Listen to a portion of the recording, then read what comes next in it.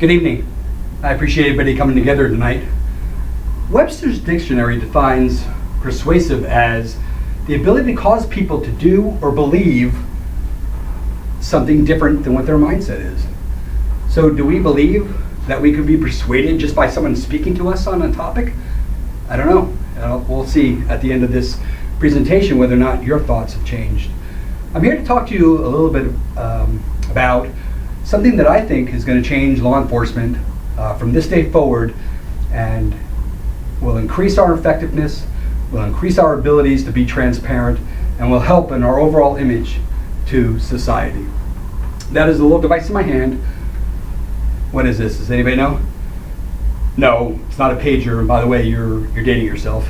No, this is a body-worn camera, which gets placed right here in the officer's uniform, and then has a switch here to turn on. So if I turn it on right now, I can capture all your activities. So you guys in the back that aren't paying attention, I got you. And oh, that's right, stop waving at me with one finger, use all five next time. But anyway, let's get back to our topic. Our topic is about body cameras and whether or not they're effective, and they're an effective piece of equipment that should be utilized in law enforcement today.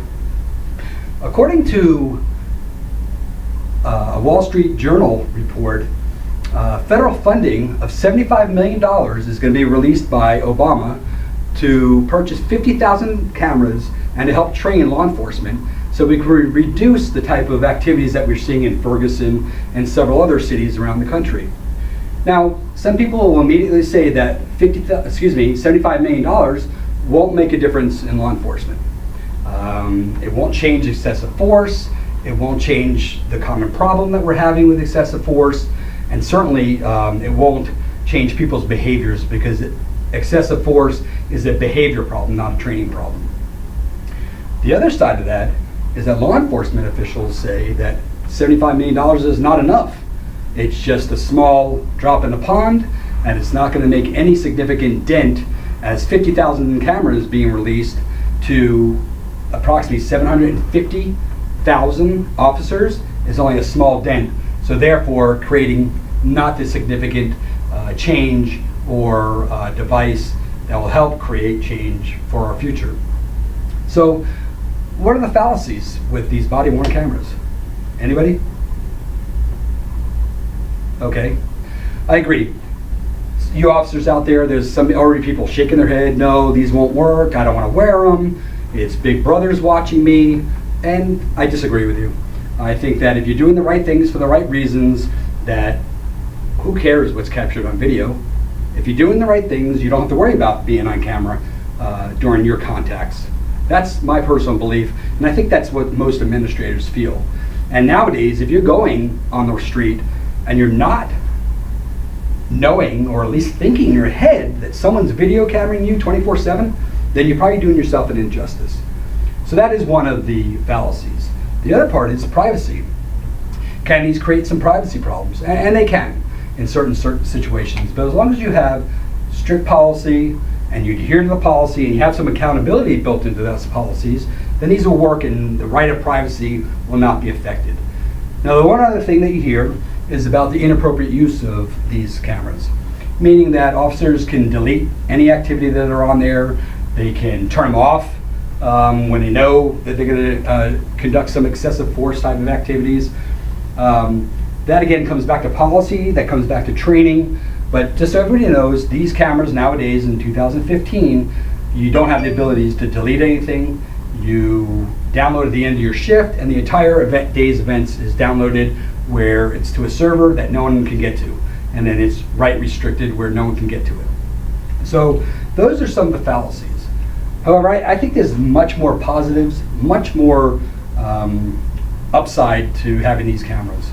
I think the ability for citizens and the community to see firsthand what an officer sees and is going through, and provide the perspective on a real-to-real time as to what's going on, is invaluable.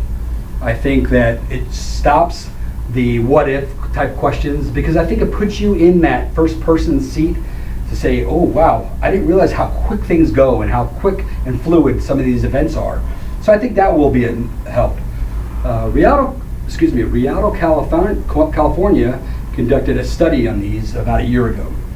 And what amazingly they found, in a 1 year's time, they compared from a January to December from 1 year to another January to December another year, and the only change that occurred during that period of time was the issuance of these to a blind study. So they had 54 officers that were issued these cameras. And what they found, that at the end of the study, they found that there was a reduction of citizens' complaints by 87%. Let me repeat that. A reduction of citizen complaints by 87%. Now, that number in itself is very compelling to me. And hopefully, the officers that are out in the audience say, oh, okay, well, now I'm starting to perk up a little bit. My ears are going, oh, that makes sense. So all these frivolous complaints now, all I have to do is download my video, and now all those frivolous complaints will be on there. It will reduce manpower with interviews, manpower for IAs, and several different areas will become more efficient. The bigger, I think, number or result of the the study, was that officers' use of force went down 59%. Now, these aren't use of force complaints, just the fact of officers going hands-on, changing behavior by either a side weapon, by having taken lethal action, reduced 59%.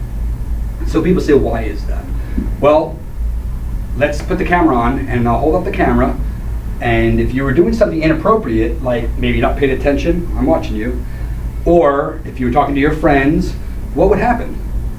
Immediately, your behavior would change. It's not correct. Isn't that normal response, human nature? I think it is. So number one, the officer acts more appropriately, more professionally, because he knows he's on camera. And conversely, the citizens act differently because we're telling them you're on camera. We're showing them you're on camera. And typically, I would say the majority of the time, behaviors will change and be modified just by the camera activation in itself. So the other part that is just the increased awareness of being on camera. Hopefully, the likelihood will be a reduction of poor behavior. And we have seen that, obviously, in that study of 59%, use of force has changed, has gone down. And again, to reiterate, 87% reduction in citizen complaints. So, in conclusion, I like to tell you that these cameras can and will change the face of how law enforcement does business. These will be issued to every officer in the next several years. This will be an equipment, a mandatory piece of equipment that officers will not even be able to go on the road unless they have a camera. And outfitting our police officers with these type of devices can only raise awareness of their daily activities.